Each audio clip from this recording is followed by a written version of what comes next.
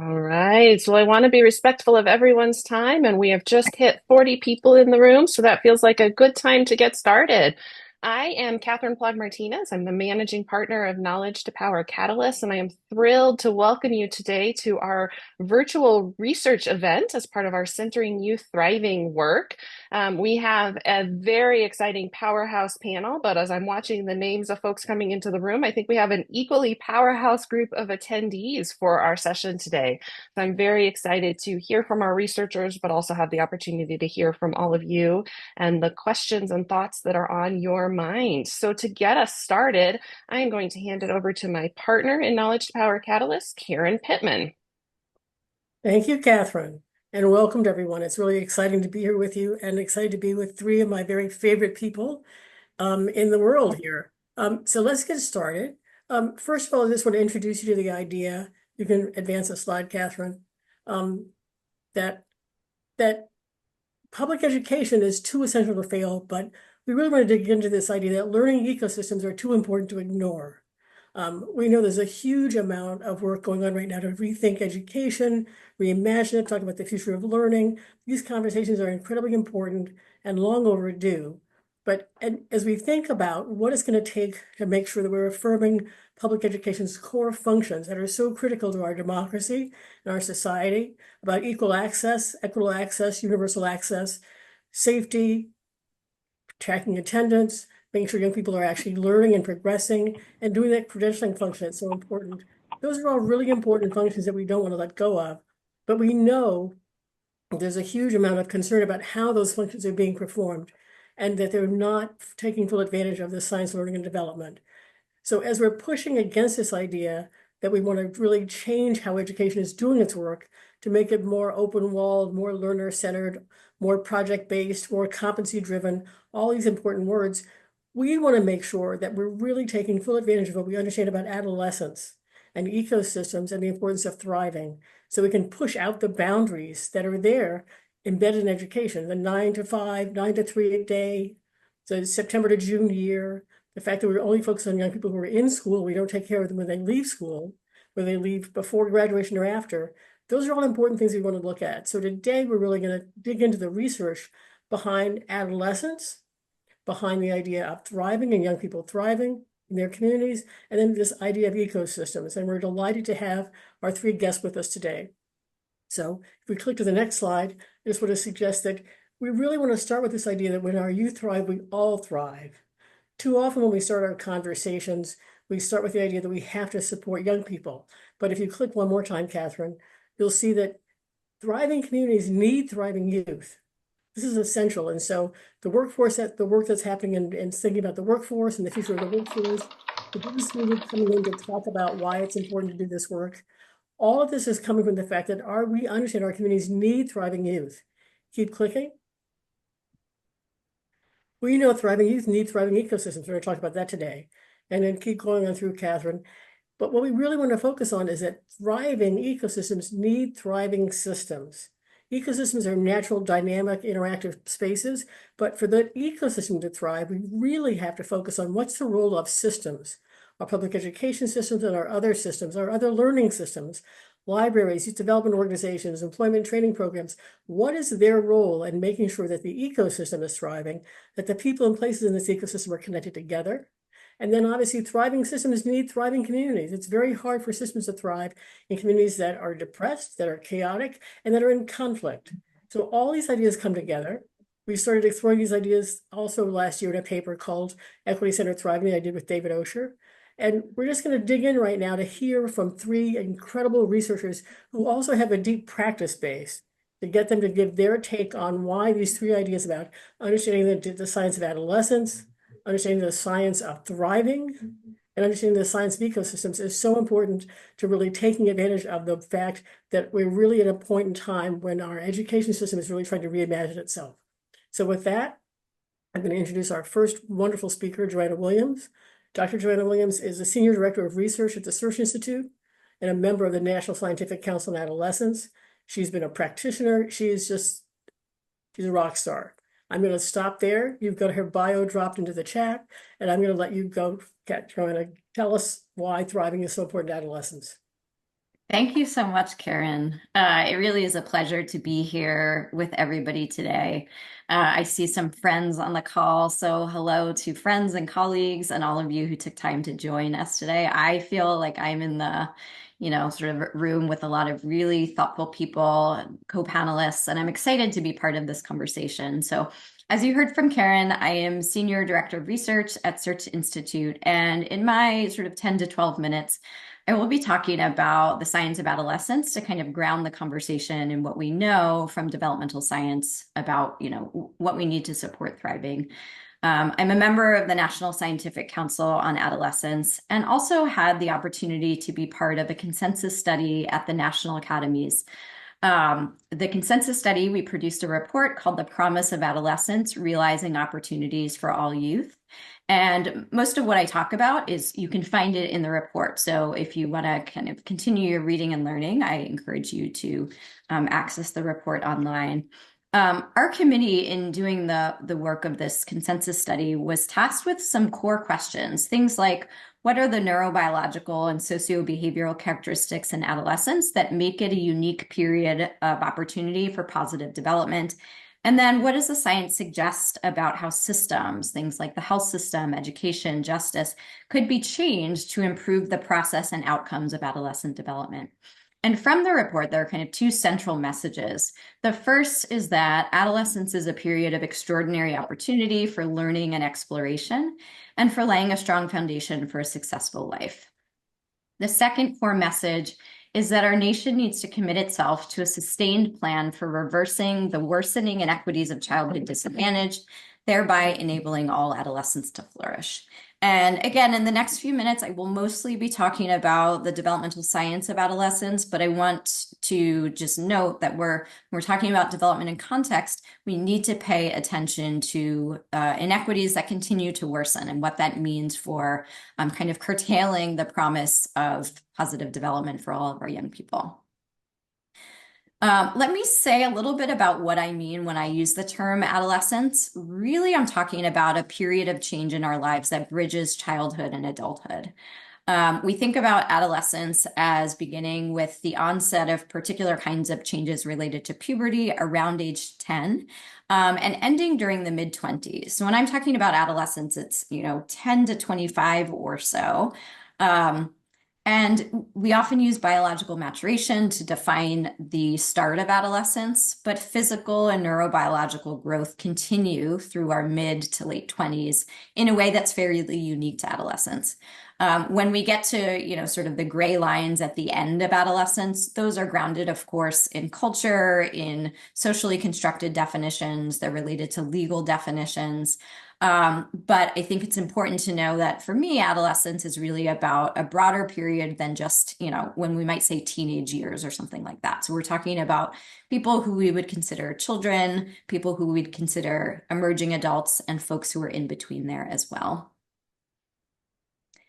The onset of puberty is accompanied by rapid restructuring of brain areas that make adolescents really responsive and adaptable to environments and experiences. And that's one of the things that's important about this period. We often think of our newborns, our very young infants, in terms of that time of life as a period of immense brain development. But what we know from the science is that the scope of changes that take place during adolescence is also quite massive. And when we're looking at brain development, it's really the scope of changes second only to the changes that happen during infancy. In adolescence, neural connections, so connections between our nerve cells in the brain, within and between brain regions increase in strength, they increase in efficiency. The connections that we're not using or no longer need get pruned away. And it's the timing and location of these changes that matters. And it, again, is fairly unique to this period. As one example, our pubertal stage is related to the volume of our amygdala, which is a region of the brain that's associated with emotional reactivity. More generally speaking, we've got really strong neural connections in the limbic or inner regions of our brain that are associated with things like emotions and sensitivity to rewards, a desire for novelty, a focus on peers and social relationships. We've also got sort of more activity in our dopamine system in adolescence compared to other periods. And this helps support exploration and reward seeking, and it also supports really flexible learning. During adolescence, we're growing stronger neural connections in the outer regions of our brain that are associated with cognitive control and planning. And overall, it's really a story about integration. We're starting to have more and more integration between regions of their brain that are important for supporting overall kind of coordination and regulation.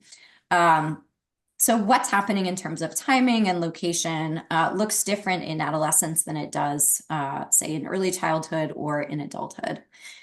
One of the core messages that emerged from the report in terms of something we like to remind everybody about is that adolescent brains are uniquely fit to prepare young people to meet new life challenges. So the ways in which we're changing in terms of, biologically, as well as physically and socially and emotionally, are all necessary to kind of get us ready to continue moving throughout the lifespan.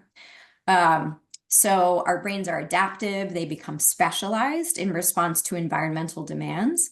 And if we think about like the extensive amount of change that's happening, like think about just a 10-year-old compared to a 25-year-old, that's a massive amount of growth and change.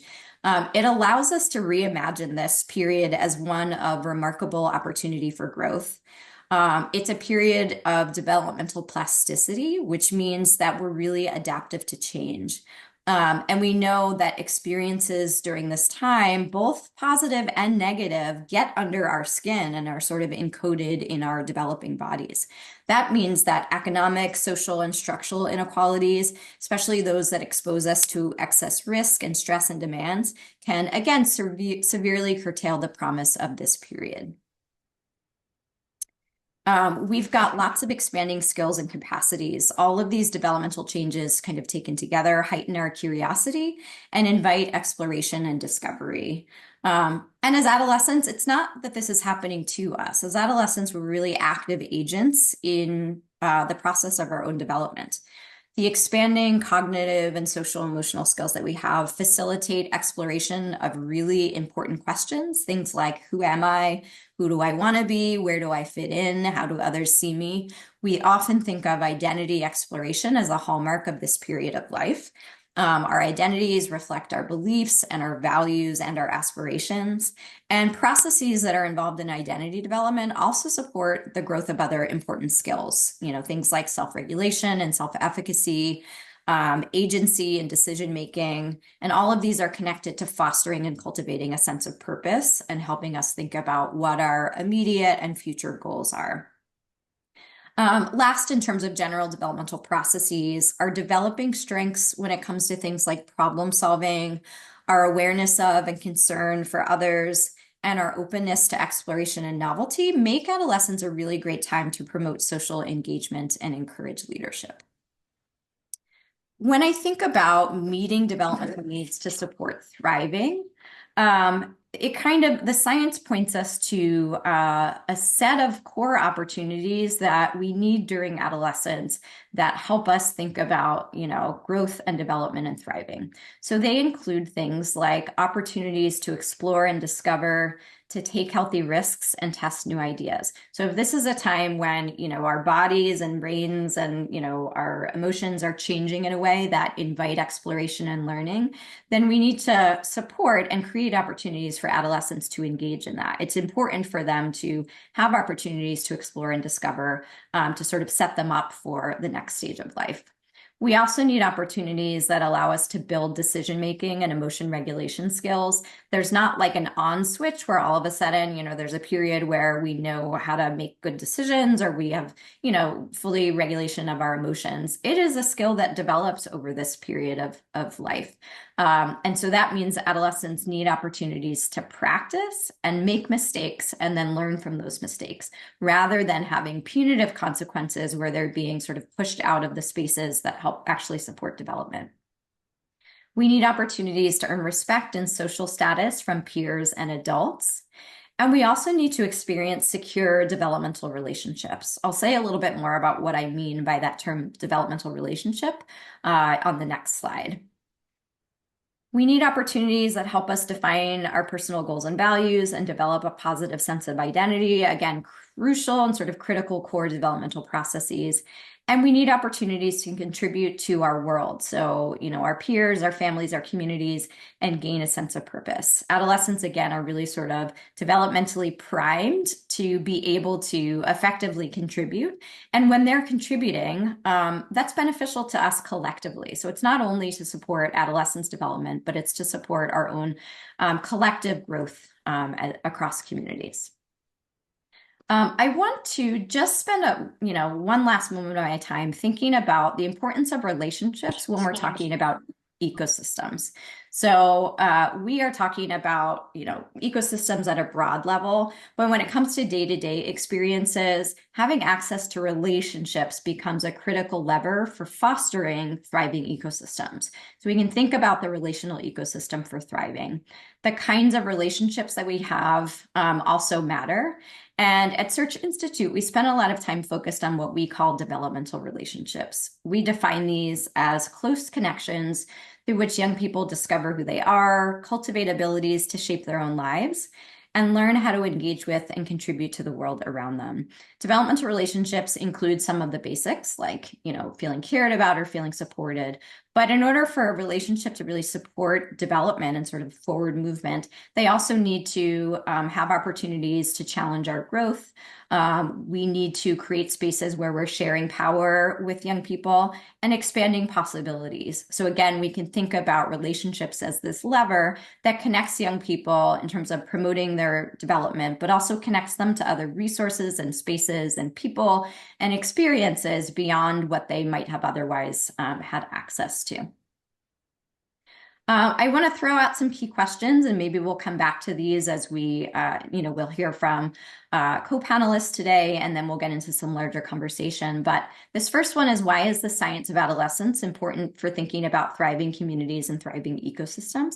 Hopefully, my hope is that in this short period of time, I've started to convince you that, what we know from the science really creates an imperative for thinking about how we best support young people to support thriving communities and ecosystems. We might ask, how are adolescent developmental needs currently being met within the learning ecosystems as they are, sort of within the status quo?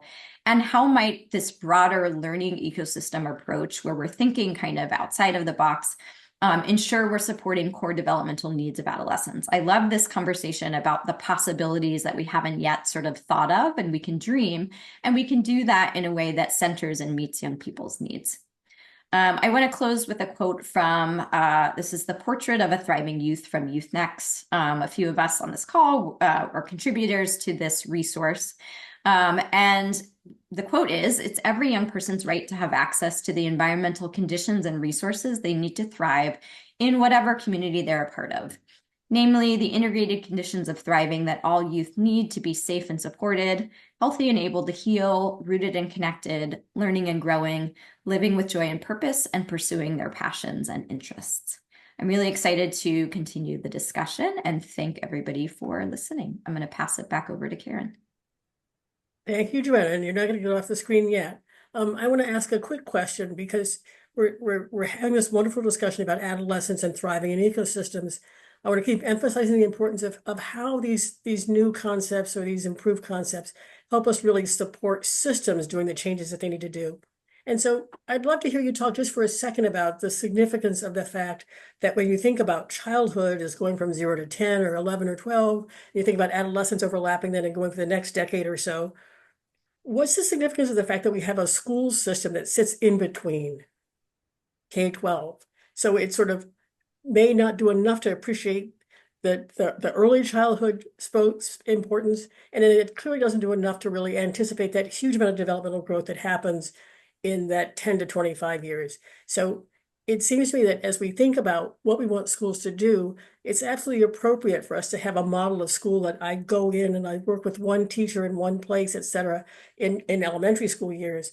But it's not at all appropriate from a developmental perspective to get that in those 12 to 25 years. And so how do we help schools sort of think about the fact that they are a system that really spans this huge developmental space, and give them the courage and support to make things very different to support adolescents that developmental imperative to take risks and find new experiences that have to happen outside the classroom.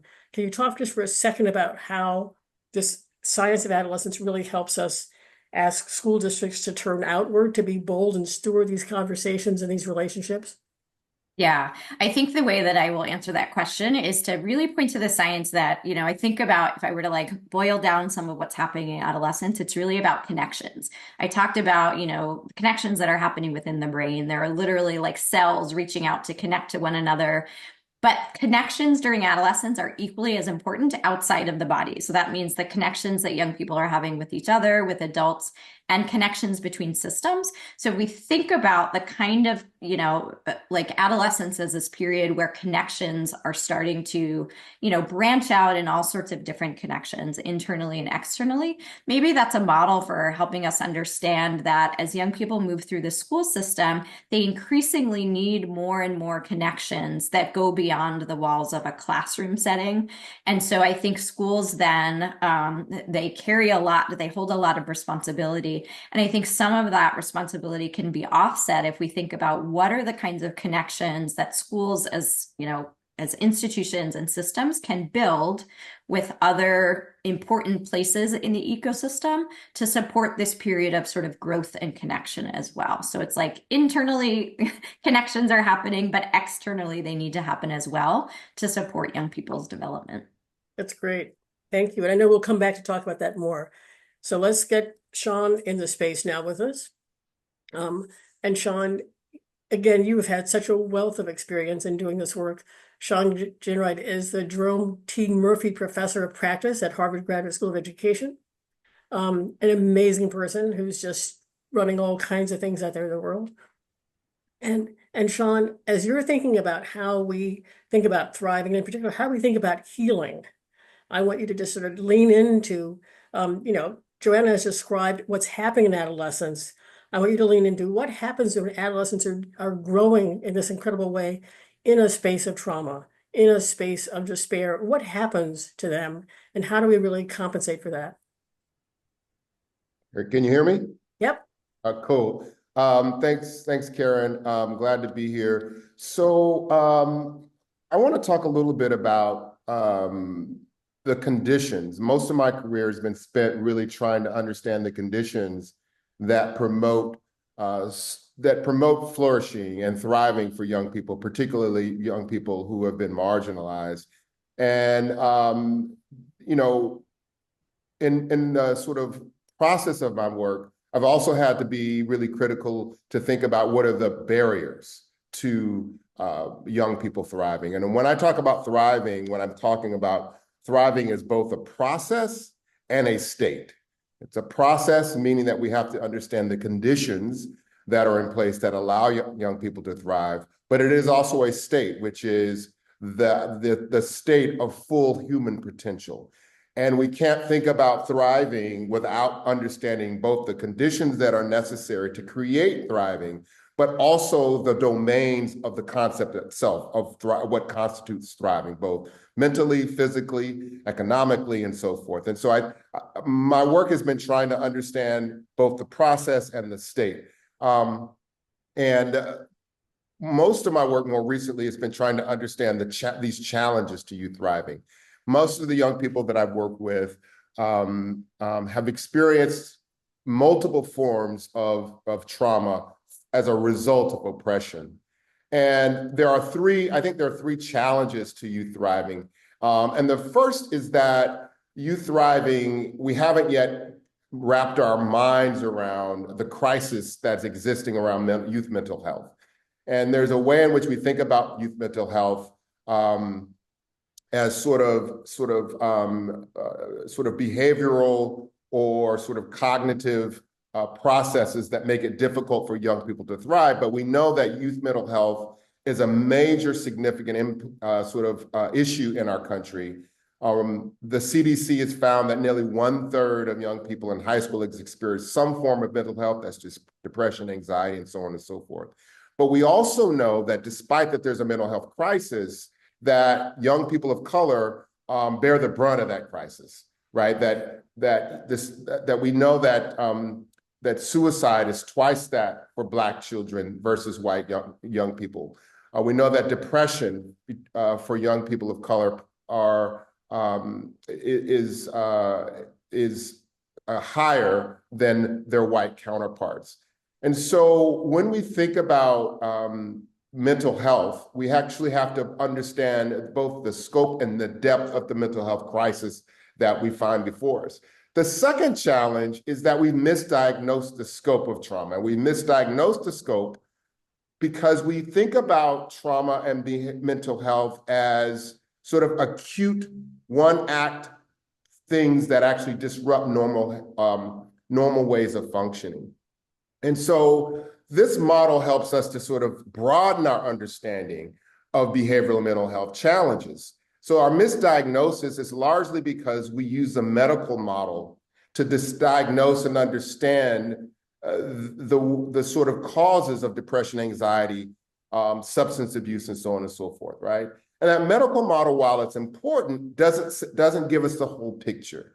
And so when we move upstream, we understand that there are also conditions that make mental and behavioral health more acute in communities of color. What are those conditions? Those conditions are social inequality, racial bias, bias against sexual orientation, immigrant status, and so forth. We know there's institutional inequality.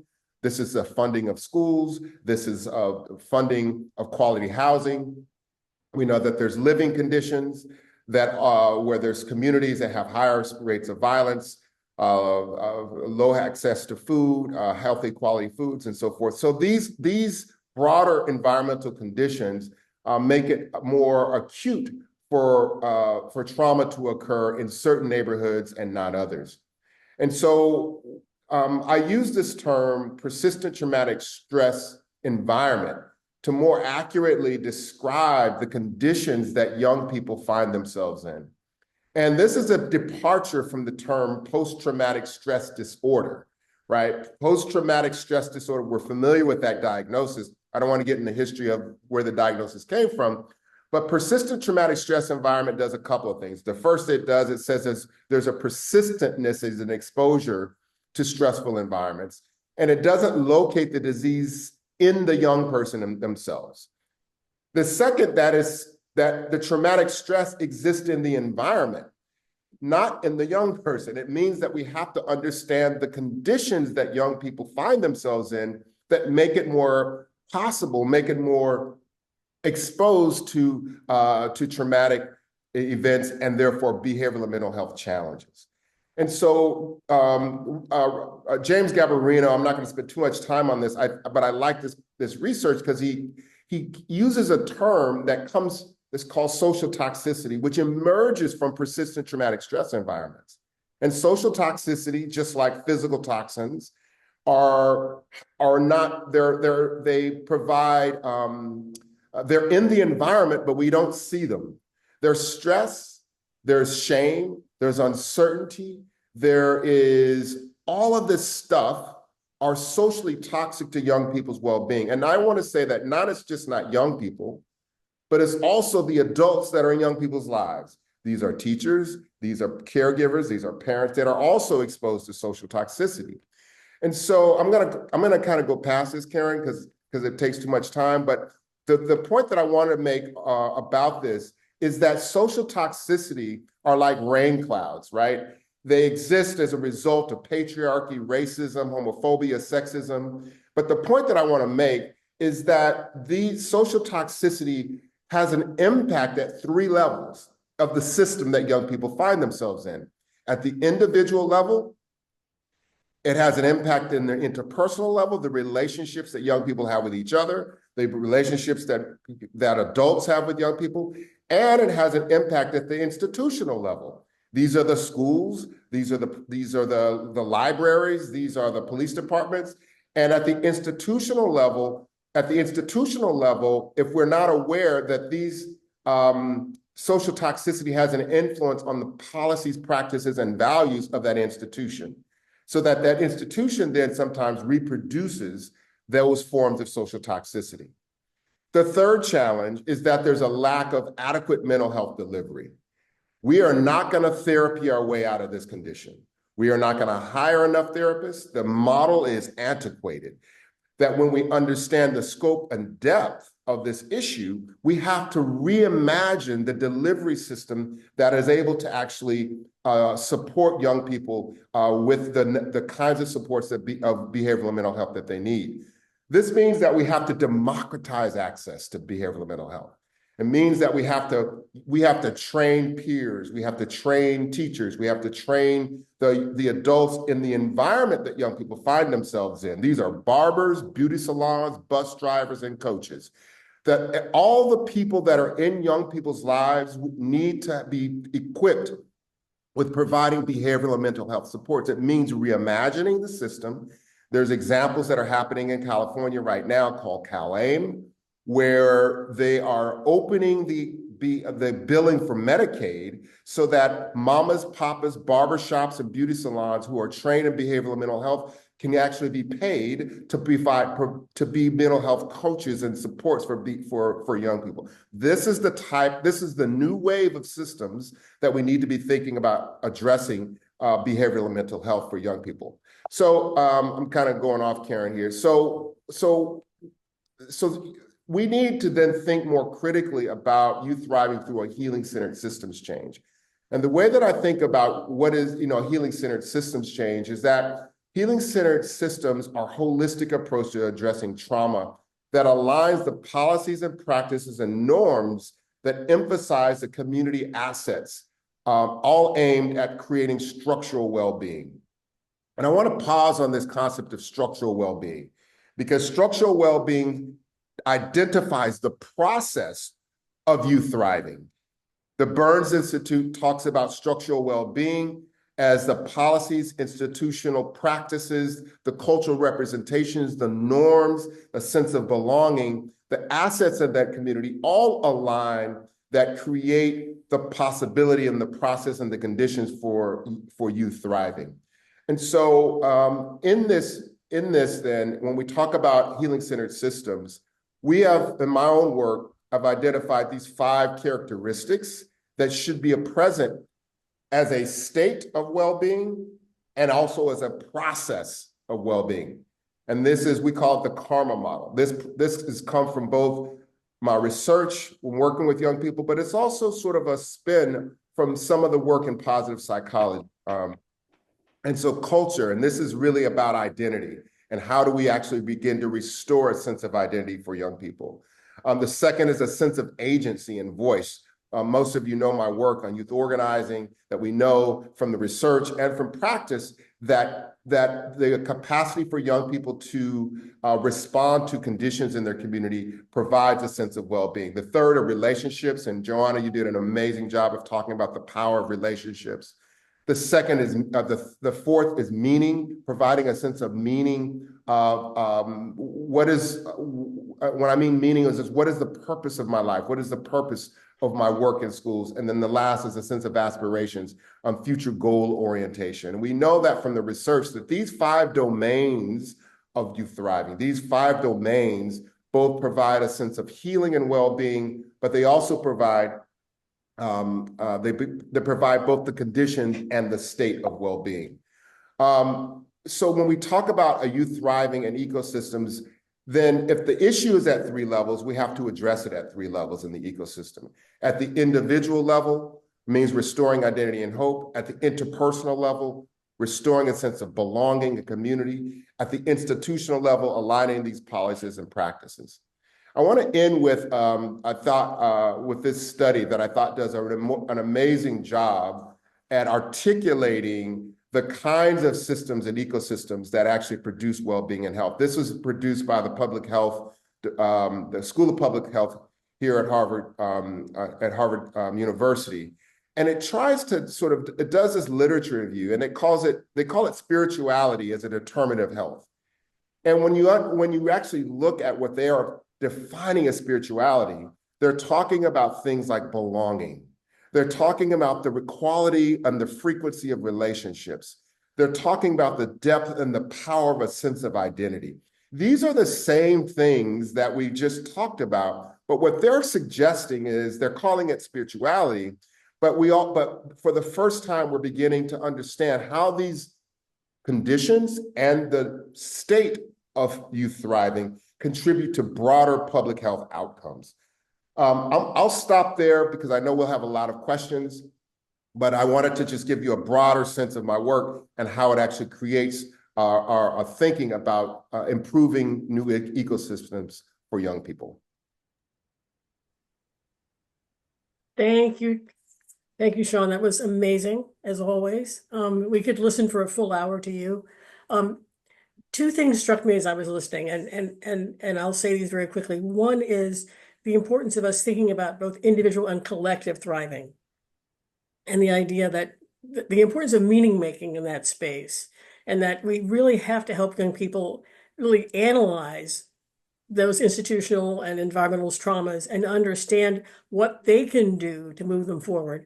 The second is, and this relates to your talking about how we democratize health and healing, is too often when we look at that toxic environment, we look at those slides, we think only deficits. And now as we're acknowledging the huge inequities that exist in institutions and in environments, we also acknowledge the hidden possibilities that exist in those same environments, and don't assume that because I see this external condition, there's nothing positive going on. The work that McKnight and Cressman did 40 years ago in talking about community assets is important. So can you say a minute about how, and I think you got to karma, your karma formula, you're talking about the balance between understanding how we really can get into communities and really activate everybody in the community and taking this collective stance towards thriving. Does that sound Yeah. A two-part question real quickly. And I think I'll use a quote from a young person to answer one of the questions. One of the young people, about 7 years ago, I was working with a group of young people who experienced trauma, about 12 young men. Every Wednesday night we would meet, we would have them recount the worst thing that ever happened to them. And one night, the young man said, "Dr. G, I like coming here, but I don't want to always talk about the worst thing that ever happened to me. I'm more than my trauma. I want to talk about my dreams. I want to talk about it shifted me and it shifted the entire group." So despite the fact that even young people don't want to be defined by their worst things that are occurring in their lives.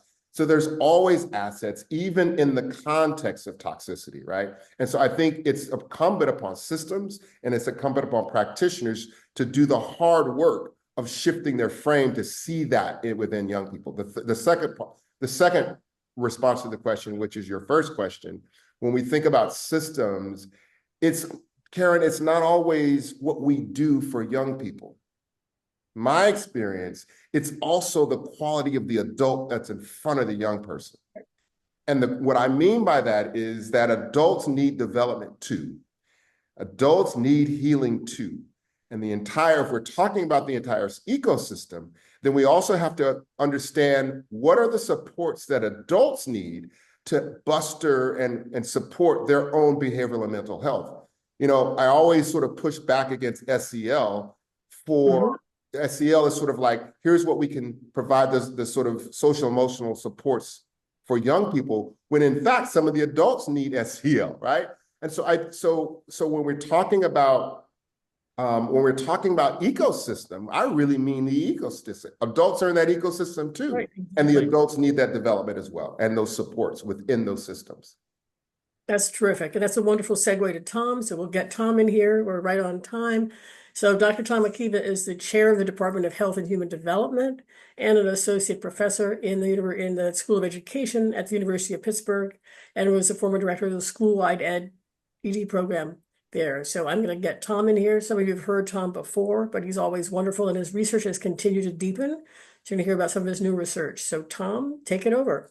All right. Thank you, Karen. And thank you, Catherine. Thank you, Marita. And really, really wonderful, Joanna, to see your presentation.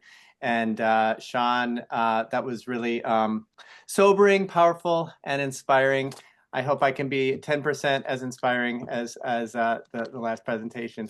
But I think there'll be some overlap as well. So hi, everyone. Great to see lots of friends in the Zoom audience here. I'm Tom Akiva. I am in Health and Human Development at the University of Pittsburgh, and the title of this section is Thriving Youth Need Thriving Ecosystems. I'm going to share a little ecosystem theory and then share some findings from some recent studies. To begin, I invite you to think about natural ecosystems and how they work. So in this picture, you've got trees, water, rocks, flowers, sunlight, probably some insects, probably a little nice breeze maybe. A whole lot of parts working together to create a whole. I'm going to talk about how ecosystem thinking might be useful for learning and development and ultimately for well-being and thriving. An ecosystem is defined as a community of organisms and their physical environment. In our field, we've used two main approaches. One is to apply ecosystem thinking to learning and development. Approach number two is that we need ecosystem thinking to redesign communities, and education is a part of that. So we're going to mostly focus on approach number one, but I wanted to share approach number two because it helps understand the stakes. We're experiencing a set of crises, including climate change, and including some of the things that Dr. Ginwright just talked about. It's not just education, human services that need to change, but we can focus on our area of influence. And I want to humbly suggest that ecosystem thinking can be part of the healing that we need to do. Dr. Ginwright was very humble, but before this talk, I reread the introduction to The Four Pivots. I got this book when it came out, and it is fantastic. He's an amazing writer. I highly recommend you go pick up this book after today's webinar and read it. I just want to read a quote, which is, "Healing is the capacity to restore our humanity and care for ourselves and others, even in the midst of our fear. Healing is the only pathway to real justice because it requires that we take an honest look at what harmed us and pushes us to restore our humanity, and finally, to move us confidently into a possible future." I want to suggest that ecosystem thinking is one way that might help us connect better to our humanity and can be part of a move towards healing. So some ecosystem theory. Ecosystems come in all sizes. You have ecosystems in your body, in your stomach, from your microbiome in your gut to the entire planet. Ecosystems don't have a set size. And this is true for learning and development ecosystems. In my research, we've tended to think at the city level. So how can we think about city ecosystems? But sometimes you want to think about neighborhood or other levels. Ecosystems are situated. This is the idea of learning from learning science, of situated learning, that learning occurs within a context and culture, and that those things matter. They affect learning. The same is true for learning ecologies. Different cities are different. They have different systems, different ways that larger forces like racism and oppression play out. Situated ecosystems, this way of thinking also means that our approach of replicating interventions doesn't always make sense. It's not the only strategy we can use. We need different kinds of strategies for shaping ecosystems. Ecosystems are self-regulated. So learning and development ecosystems exist. They already exist before we started this webinar, before we started talking about ecosystems. Regardless of whether we recognize them, they're there. And members of ecosystems react to each other, which makes ecosystems complex and dynamic systems, and they're always changing. At the same time, ecosystems are subject to outside influence. So this includes things like pandemics, elections. It also includes the efforts of intermediaries and community leaders to shape an ecosystem. So the next one is kind of fun. So this comes directly from ecological restoration work. Ecosystems have indicator species and keystone species.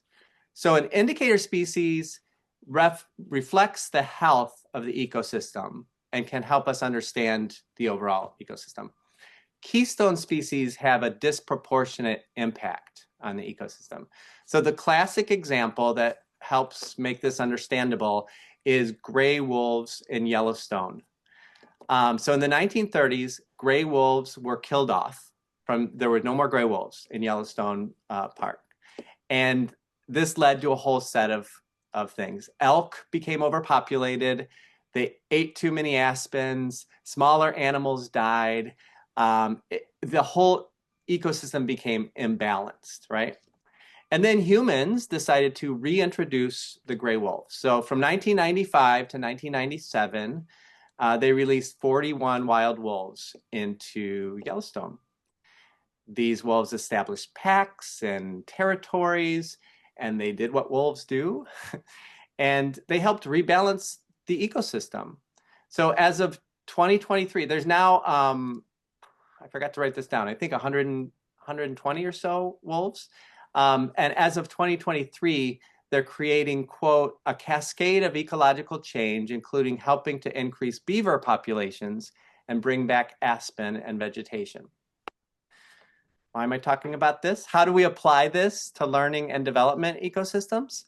I argue that the keystone species we care about are the adults who work with young people. So this goes right back to the point you heard before I started to talk. The health of the adults matters, right?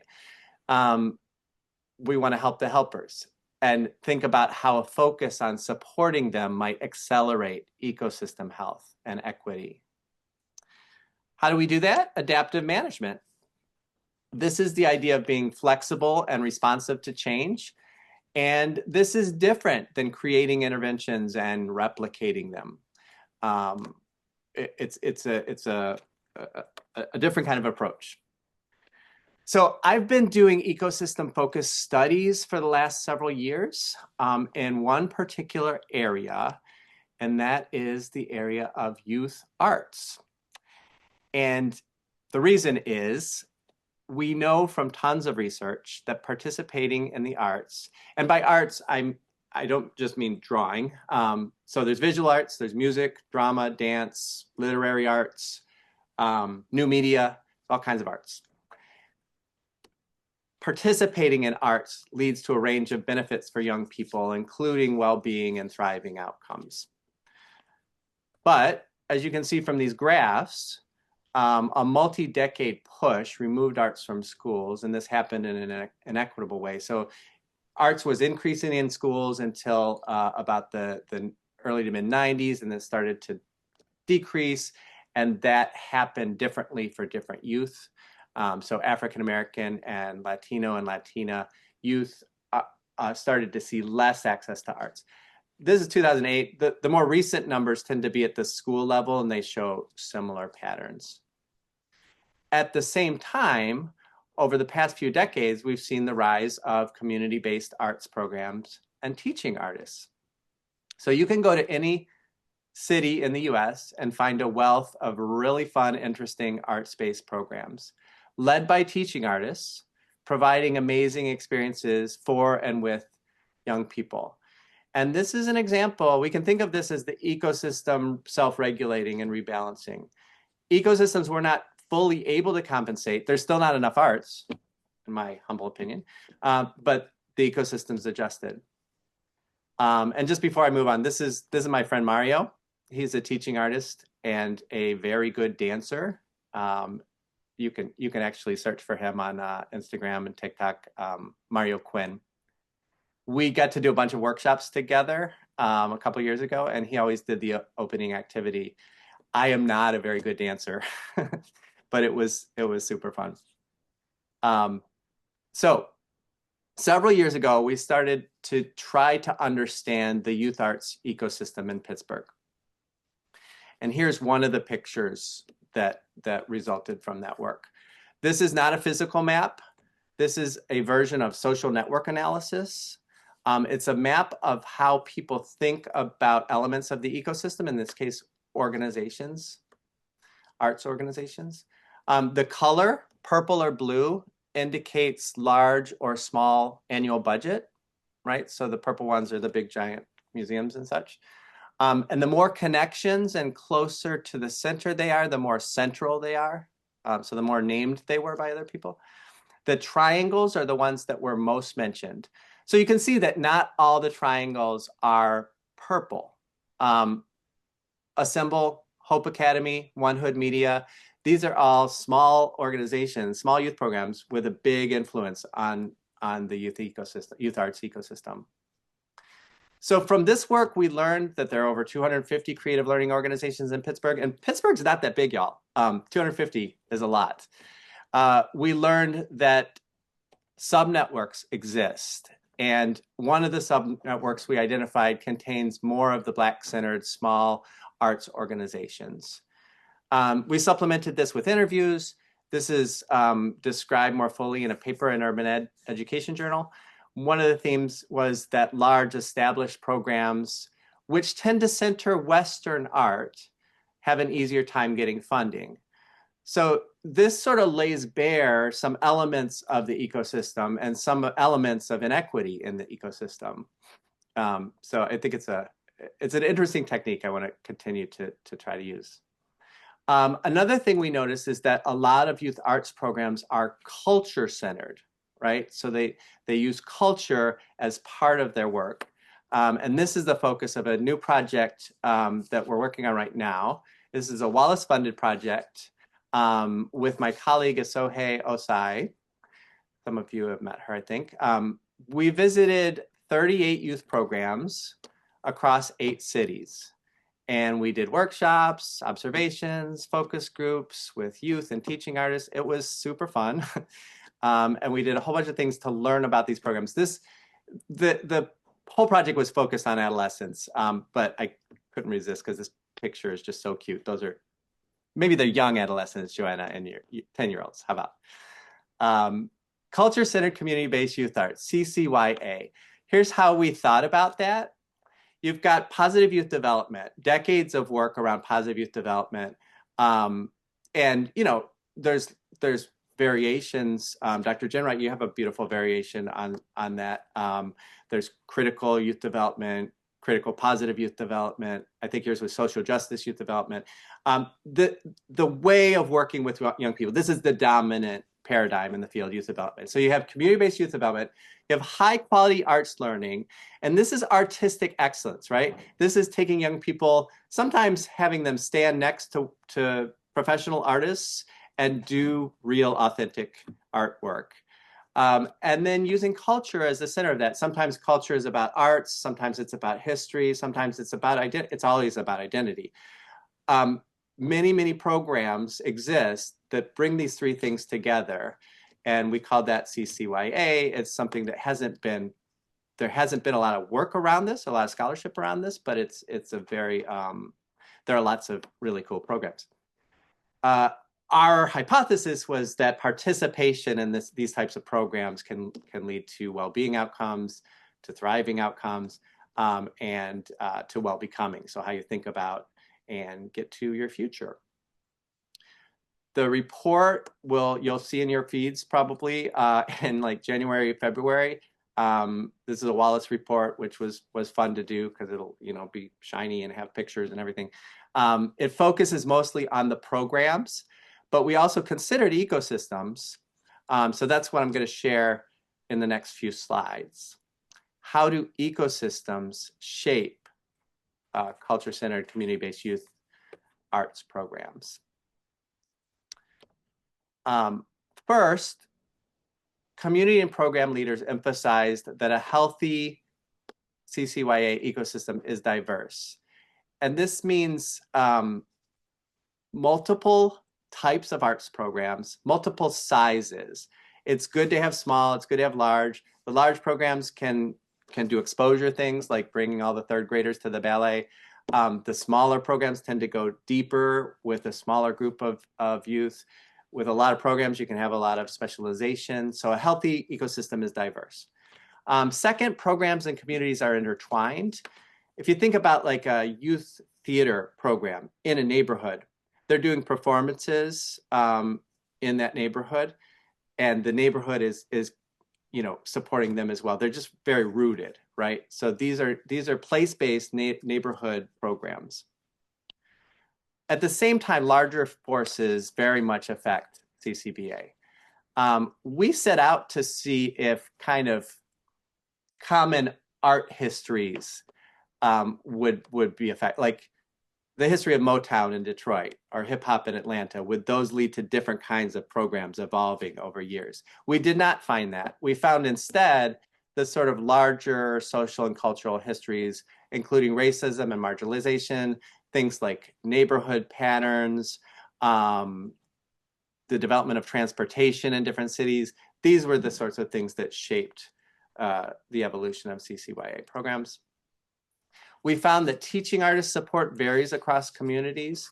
So the city ecosystems we investigated varied in how they addressed teaching artist professional status, pay, benefits, supports, opportunities for professional development, opportunities to get to know each other. Those things varied, and this is an area where, you know, ecosystem approaches can probably make a difference. And lastly,